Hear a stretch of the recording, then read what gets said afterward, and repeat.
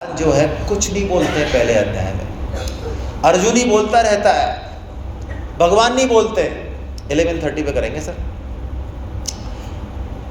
अर्जुन ही बोलते रहते हैं, भगवान सिर्फ सुनते हैं। इसका मतलब एक बहुत बड़ा मैसेज है पेरेंट्स के लिए, ऑफिसर्स के लिए, प्रशासक के लिए,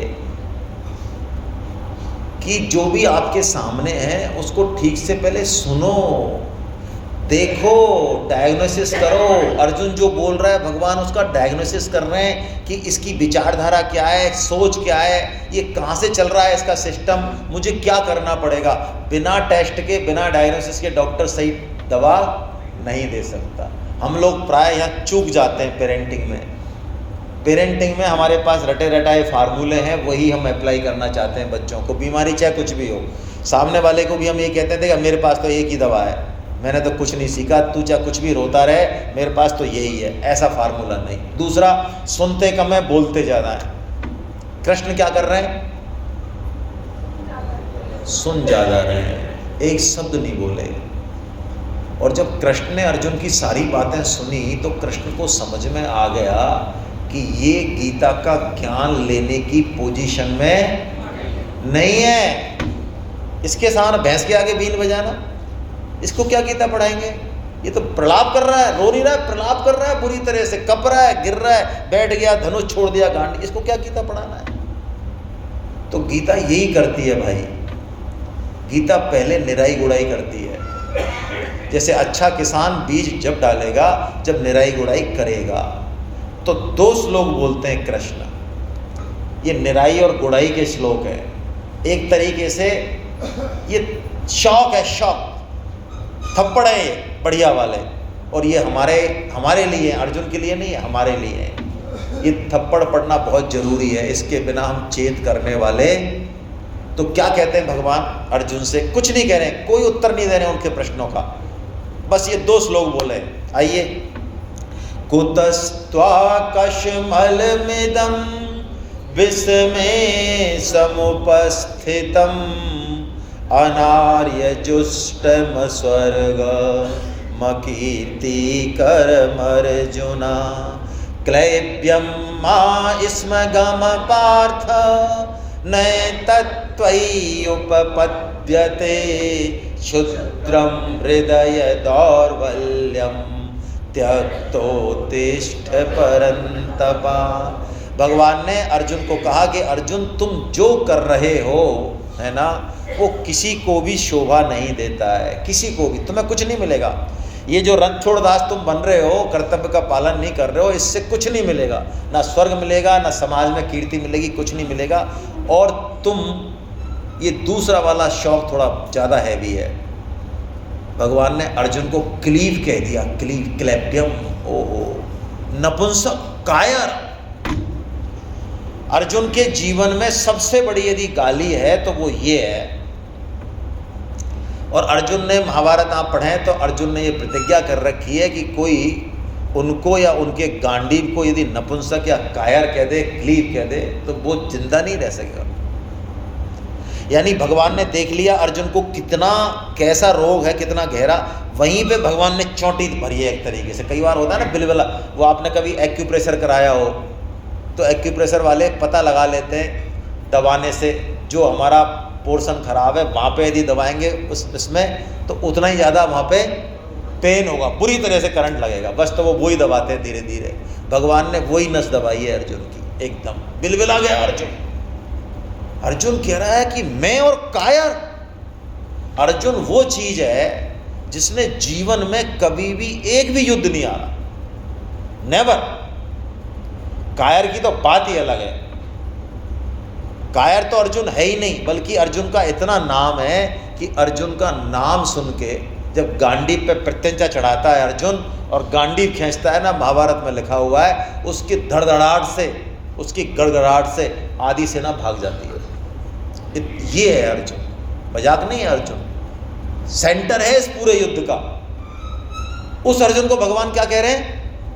कायर। अब देखो, ये जो श्लोक है, यहां से हम गीता में एंट्री लेंगे। आईआईटी में जाना है तो 12वीं पास 12th पास करनी पड़ेगी। ये 12th पास है भाई। गीता हमारे काम आए, बहुत शीघ्र आए, तेजी से हमारे जीवन में उतरे। जी सर। हाँ बताइए।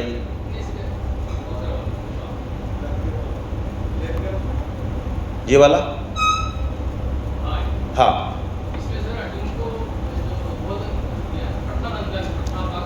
हाँ हाँ परंतप। हाँ परंतप का मतलब है दूसरों को तपाने वाला। वो मैंने बता दिया था अर्थ कि अर्जुन जब खड़े होते हैं तो धड़धड़ाहट होती है लोगों के। हाँ भगवान कह रहे हैं तू खुद काँप रहा है यार, तू तेरे मारे तो दूसरे काँपते हैं, तू खुद ही कँप रहा है, तेरा तो नाम लेते ही कपते हैं। तो परंतप यानी दूसरों को तपाने वाला, दूसरों को टेंशन भय देने वाला, पापियों को, वो मतलब है परंतप, है ना। तो ये जो श्लोक है ये एंट्री लेवल है गीता का। यदि इस श्लोक को हमने जीवन में उतारा तो गीता में घुस जाएंगे हम, और नहीं तो गीता को रटने के बाद भी, कंठस्थ करने के बाद भी गीता उतना फ़ायदा नहीं करेगी। हो सकता है हमें लोग बुलाएं, हम वहाँ गीता पे गोष्ठी कर लें, लोग ताली बजा दें, सब काम हो जाए, लेकिन जीवन में नहीं आएगी भाई। तो इस 4 श्लोकों को, इस 4 चीज़ें, इनको हम ठीक से देखेंगे। क्या कहते हैं अर्जुन को, अर्जुन कौन बनाता है? ये 4 श्लोक, ये श्लोक जब तक नहीं घटेगा तब तक गीता भगवान चालू ही नहीं करेंगे सुनाना। नेवर नेवर, हम भी नहीं समझ सकते। तो क्या है श्लोक, जल्दी से हम देखते हैं। कार्पण्य दोषोपहत स्वभाव प्रक्षामि त्वां धर्म सम्मूढ़ चेता यच्छ्रेयशान्निश्चितं ब्रूहि तन्मे शिष्यस्तेऽहं साधि मां त्वां प्रपन्नम। ऊपर की 2 लाइनों में एक बात छुपी है। कार्पण्य दोषोपहत स्वभावा। अर्जुन ने ये सुना कि मैं कायर हूँ तो अर्जुन को पहले तो गुस्सा तो बहुत आई, जलजलाहट आई कि यार मैं और कायर, ये क्या बात हुई। लेकिन अर्जुन ने फिर दिमाग लगाया कि यदि भगवान मुझे कायर कह रहे हैं, इसका मतलब कायरता कहीं न कहीं मेरे अंदर है, मुझे नहीं दिख रही है लेकिन है। यदि संत कह रहे हैं कि गीता की हमको बहुत ज़रूरत है, सांस लेने से भी ज़्यादा जरूरी है गीता, खाना खाने से भी ज़्यादा जरूरी है गीता, और हमको इतनी ज़रूरत लग नहीं रही। हमें लग रहा है हमने फैक्ट्री बना दी, नौकरी कर दी, इतना बढ़िया हमारा समाज में नाम है, गीता कर क्या लेगी हमारा। तो भैया फिर गीता हमारा वास्तव में क्या कर लेगी। ये अर्जुन है जो एक्सेप्टेंस करता है कि हाँ प्रक्षामि त्वाम धर्म सम्मूढ़ चेता, हे कृष्ण मुझे आपकी ज़रूरत है। क्यों? मैं कंफ्यूज हूँ, कायरता मेरे अंदर आ गई है, मैं समझ नहीं पा रहा हूँ कि मुझे क्या करना चाहिए और क्या। यानी पहली बात हम एक्सेप्टेंस दें, स्वीकार करें कि गीता की हमें ज़रूरत है। ये पहली बात है भाई, इसके बिना काम नहीं होगा। दूसरी बात, अर्जुन कहते हैं मुझे वही बताइए जो मेरा कल्याण करे। यानी मुझे आलतू फालतू मत बताना कि ये कर्म कांड कर, ये स्वर्ग चला जाएगा, ये होगा तेरा बच्चा हो जाएगा, ये होगा तेरी फैक्ट्री चली जाएगी। ये फालतू की चीज़ें नहीं चाहिए मुझे। मेरे को क्या चाहिए? यक्षे यशान निश्चितम ब्रूहि तन्मे, शॉर्ट शॉर्ट चाहिए। वो बात बताओ जो 100% काम करे। वाह क्या बात है। तीसरी बात, बहुत इंपॉर्टेंट बात, शिष्यस्ते हम। अर्जुन कह रहे हैं मैं आपका शिष्य। हम सब गुरु चाहते हैं। आजकल ये बहुत बड़ी बीमारी है, गुरु चाहिए। स्वामी जी ने कहा, एक किताब लिखी स्वामी जी ने, गुरु बिना मुक्ति नहीं। क्या गुरु बिना मुक्ति नहीं? उसमें उन्होंने बताया गुरु है क्या, उसका स्वरूप क्या है, और कितना लोगों में ये अंधविश्वास फैल रहा है कि गुरु गुरु बनाना जरूरी है, और लाखों करोड़ों लोगों ने गुरु बना रखे हैं। लेकिन गुरु तत्व है क्या? गुरु हमको चाहिए, इस पर तो मैं अभी चर्चा नहीं कर रहा हूँ। लेकिन मुख्य बात यह है कि गुरु से ज़्यादा जरूरी है शिष्य होना। क्या इस पर बात करते हैं हम? और सिस्टम है अध्यात्म का कि जहां शिष्यत्व पैदा हो गया वह गुरुत्व ऑटोमेटिक आ जाएगा। गुरु को ढूंढने की कोई जरूरत नहीं है और ढूंढ भी नहीं सकते। शिष्यत्व पैदा कर सकते हैं अपने अंदर। तो ये सिस्टम है, हिमालय की चोटी पे भी बैठ के शिष्यत्व आ गया, जहां पे कोई प्राणी नहीं है वहां गुरु प्रकट हो जाएगा, अपने आप हो जाएगा, रात को 12 बजे हो जाएगा। क्या कृष्ण को पहले गीता नहीं याद थी? क्या तुलसीदास जी ने गुरु को ढूंढा? मैं हजारों एग्जाम्पल दे दूंगा जिनको गुरु के बारे में कोई आइडिया नहीं, लेकिन उनमें शिष्यत्व था तो गुरु चल के गए, चल के। या अर्जुन पहली बार शिष्य बनते हैं और ज्ञान लेने का ये पहला जो है बैरियर है कि हम में शिष्यत्व डेवलप हो गया। यदि हम गीता माता को गुरु बना लें, अभी प्रणाम कर लें और बस प्रणाम करके और चालू हो जाए, रामायण मानस को गुरु बना लें हम, और चौपाई, मैं कह रहा हूँ बड़े से बड़ा गुरु जो तत्व नहीं दे सकता वो स्वयं भगवान देने वाले हैं हमको, अपने आप। हाँ, अपने आप, यही तो मजा है। फिर हम उसको देख के गुरु तत्व को भी समझ जाएंगे, गुरु का भी कुछ आदर करने लग जाएंगे। अभी तो हम नारियल फेंक के और माला फेंक के और 2-4 लाख रुपए देख के अपने आप को तुर्रम खा समझ रहे हैं। कुछ नहीं है, वो सब फर्जीवाड़ा है। बहुत बुरा लगेगा आपको सुनने में, कुछ नहीं है। गुरु होएगा ही वही जिसका शिष्य भगवत प्राप्ति कर गया। स्वामी जी ने कहा है, बाप खुद नहीं होता बाप, बेटा उसको बाप बनाता है। ऐसा हमने आज तक नहीं सुना। स्वामी जी कहते हैं कि बेटा हुआ नहीं और बाप हो गया। हेलो, हमको बाप की संज्ञा किसने दी भाई? आपको और हमको बेटा है बेटी ने दी ना, उनके बिना हो जाते क्या? तो गुरु की संज्ञा कैसे होगी भाई? ऐसे ही कोई 1 लाख लोगों को गुरु बनाने, चेला बनाने से गुरु बन जाएगा? नहीं, ये शिष्य बनते हैं। चौथा, ये शरण हो जाते हैं भगवान के। मैं आपकी, ये सबसे ऊंची बात है। हमारी बुद्धि में क्या आ रहा है क्या नहीं आ रहा है, हम क्या करने वाले हैं हमें नहीं पता। हम अच्छा करने वाले हैं, हमें तो लग रहा है आग बहुत बढ़िया है, मैं तो आग को पकड़ लूँ। ये सांप आया है, ये बहुत सबसे बढ़िया है, ये तो इतना अच्छा खिलौना है, ऐसे ऐसे करके फन मार रहा है, यूँ भी कर रहा है। ऐसा तो खिलौना मेरे पास एक भी नहीं है, क्यों नहीं इसको पकड़ लिया जाए। हमारी बुद्धि तो पता नहीं क्या क्या करना चाह रही है और कहाँ ले जा रही है। तो ये शरणागति बहुत ऊँची चीज़ है। अर्जुन भगवान के शरण हो जाते हैं। हे प्रभु, अब मुझे नहीं पता मैंने क्या कहा आपसे, क्या मांगा, अच्छा मांगा, अब आपको जो अच्छा लगे, जो मेरे लिए बेस्ट हो वो आप दे दें। ये शरणागति सबसे अद्भुत चीज़ है। वाह, क्या बढ़िया बात है। ये स्वामी जी ने मंत्र दिया हमको कि हम भगवान के शरणागत हो जाएं। गीता पढ़ने का ये सबसे अच्छा तरीका है, सबसे अच्छा। भगवान से हम प्रार्थना करें, आइए करते हैं। हे नाथ, हे मेरे नाथ, मैं केवल आपका हूँ, आप कृपा करें, मैं आपको भूलूं नहीं। नारायण नारायण नारायण नारायण। बस अर्जुन इस स्थिति में आ गए। तो अब भगवान जो है सांख्य योग बता रहे हैं। एक श्लोक में हम सांख्य योग समझेंगे। सांख्य योग कह लो, ज्ञान योग कह लो। भगवान ने इसको बताया जरूर सबसे पहले, लेकिन इसको रिकमेंड नहीं किया हमारे लिए, क्योंकि हम इसके योग्य, इसका मतलब ये खराब है, नीचा, ऐसा मत मान लेना भाई। हम इसके योग्य नहीं हैं। जैसे मुझे जगन्नाथपुरी जाना हो तो साइकिल से मुझे नहीं जाना चाहिए, पैदल नहीं जाना चाहिए, है ना। मुझे उसी हिसाब से प्लेन से या ट्रेन से जाना चाहिए, बस ऐसी ही बात है। तो सांख्य क्या है? सांख्य नाम है विवेक का। जिसका विवेक स्पष्ट हो वो सांख्य योग पे चले, ज्ञान योग पे चले। स्पष्ट विवेक क्या है भाई? अच्छा, ये शरीर मरने वाला, ये हम सबको पता है कि नहीं पता है? तो कोई फर्क पड़ा हमारे जीवन में?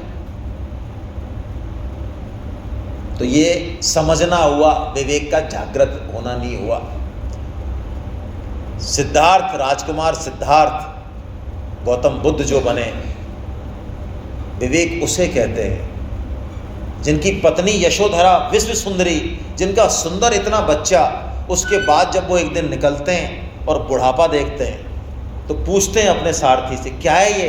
कि ये बुढ़ापा है। मतलब? अरे मतलब क्या होता है? शरीर को एक दिन इसमें जाना है बुढ़ापे में, तो मतलब मैं भी? अरे तुम कोई अलग हो गया यार, तुम, मैं भी क्या मतलब? तुम भी, मैं भी, यशोधरा भी? अरे भाई फिर वही फालतू बात। अच्छा, मैं बूढ़ा हो जाऊंगा, ऐसे लाठी टेक के चलूंगा एक दिन? उसके बाद देखा तो एक चिता देखी उन्होंने, वो सब देखा जाता वो, ये क्या कि ये हो गया राम राम सत्य। मतलब अरे मतलब क्या हो गया भाई, पूरा हो गया, यात्रा पूरी हो गई, जीवन यात्रा खत्म हो गया ये बंदा, मतलब मैं भी खत्म हो जाऊंगा एक दिन।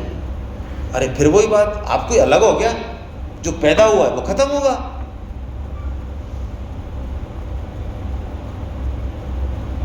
उस दिन से जीवन बदल गया, वो गौतम बुद्ध हो गए। इसे कहते हैं विवेक।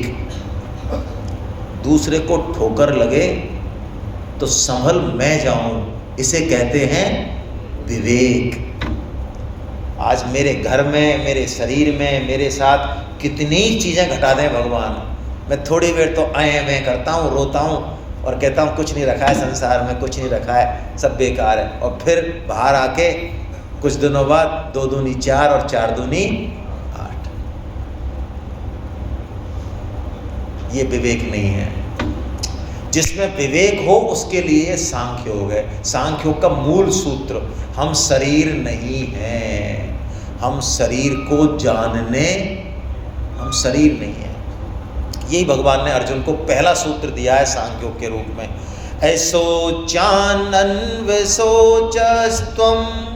प्रज्ञावादांश्च भाससे गतासु न गतासूश्च नानुशोचन्ति पंडिता। भगवान ने ऐसा लग रहा है एक थप्पड़ यहाँ भी लगाया है हमारे लिए। भगवान ने कहा प्रज्ञावादांश भाससे, तू बातें तो कर रहा है विद्वानों की सी, समझ रहा है अपने आप को पंडित ज्ञानी, लेकिन तुझे पता भी है पंडित का मतलब क्या है। पंडित वो है जिसमें पंडा नाम की बुद्धि है। पंडा कहते हैं जिसमें विवेक है, जागृत। विवेक क्या है? भगवान ने कहते हैं तू रो तो उसके लिए रहा है जिसके लिए रोना, शोक करने योग न करने योग का तो शोक किया है, बातें कर रहा है पंडितों की सी। अरे पंडित तो जिनके प्राण चले गए हों चाहे नहीं गए हों, दोनों के लिए ही शोक नहीं करते। अच्छा, ये शरीर जाएगा एक दिन या नहीं जाएगा? हो सकता है रह जाए, रह सकता है। हमारा तो भाई साहब रह सकता है, ऐसा लग रहा है हमको। अच्छा, हम किसी से भी पूछ लें, 70 का हो, 80 का हो, 60 का हो, 50, कि भाई साहब आपके बगल में वो शर्मा जी गए? हाँ नहीं, वो गए होंगे, वो गए। चोपड़ा साहब भी गए क्या? अच्छा नहीं, वो भी गए होंगे। कि आपने हमारा नंबर अभी नहीं है भाई साहब। इनकी डायरेक्ट हॉटलाइन में बात होती है भगवान से। हाँ, परीक्षित को बेचारे को 7 दिन दिए भगवान ने। यानी ये कैसी मदहोशी है कि हम किसी भी एज पर खड़े हों, कैसे ही बीमार हों, लेकिन अंदर से पूर्ण विश्वास है कि अभी हम मरने वाले। पहले भगवान व्हाट्सएप पे मैसेज भेजेंगे, पूछेंगे भाई साहब आपके लिए वारंट भेज दें मरने का, हम यस करेंगे तब मरेंगे। ऐसे थोड़ी मरते हैं कोई हम। ये है ये बेहोशी। भगवान कह रहे हैं ये शरीर मरने वाला ही है और ये मर जाए एक दिन, तो इसमें रोने की बात तो ये है कि इस शरीर का जो सदुपयोग करना था वो नहीं किया, ये तो रोने की बात है। दशरथ जी जब मरते हैं तो भरत रोते हैं तो वशिष्ठ जी फटकारते हैं उनको। अरे भरत, दशरथ जी के लिए रो रहा है तू? दशरथ जी का जीना और मरना योगियों को लिए उपलब्ध नहीं है। दशरथ जी जिए तो राम के लिए और मरे तो राम के लिए, उनके लिए रोते नहीं हैं। और आप देख लो, संत जब मरते हैं तो उनका उत्सव मनता है, रोते नहीं है उस दिन। अरे कबीर जी तो मौत के लिए कहते हैं कि वाह, ये मृत्यु, भगवान ने कहा कि मृत्यु मैं हूँ, तो कबीर जी कह रहे हैं कि मुझे मेरी माशूका से, मेरी प्रेमिका से, कौन सी प्रेमिका? ये मृत्यु रूपी प्रेमिका से मेरी कब भेंट होगी, वो परमात्मा कब मेरे को लेने आएंगे। ओहो, प्रसन्न है। जा मरने से जग डरे और मेरे मन आनंद, और कब मरी हो कब भेंटी हो पूरन परमानंद। ये है कबीर जी। वो कह रहे आओ, क्या बात है, क्यों? पतझड़ के बाद बसंत है, उस परमानंद से भेंट हो रही है। ये शरीर तो छूटेगा और हम इस शरीर में बैठे हुए हैं। अर्जुन से भगवान यही कह रहे हैं, अर्जुन ये सांख्य योग है। तू शरीर है ही नहीं, शरीर तो प्रतिक्षण मर रहा है। जब हम घुसे सेमिनार हॉल में 9 बजे और अब 11:30 बज रहे हैं, 2.5 घंटे हमारे अकाउंट से निकल चुके हैं। हम मरें चाहे 10 साल बाद, 20 साल बाद, कोई दिक्कत नहीं है। हम 100 साल जिए ना, 120 जिए, लेकिन 2.5 घंटे ये वापस नहीं आ सकते। 2.5 घंटे हम मर चुके हैं, ये सत्य है। हम जी रहे हैं, ये सत्य नहीं है। स्वामी जी कहते हैं हम मर रहे हैं, यही सत्य है। ये डराना नहीं है, ये होश कराना है। ये कैसे समझें इस बात को? ये देखिए, बचपन मर गया हमारा, अब गया वो शरीर, लेकिन हम हैं। जवानी मर गई हमारी, लेकिन हम हैं।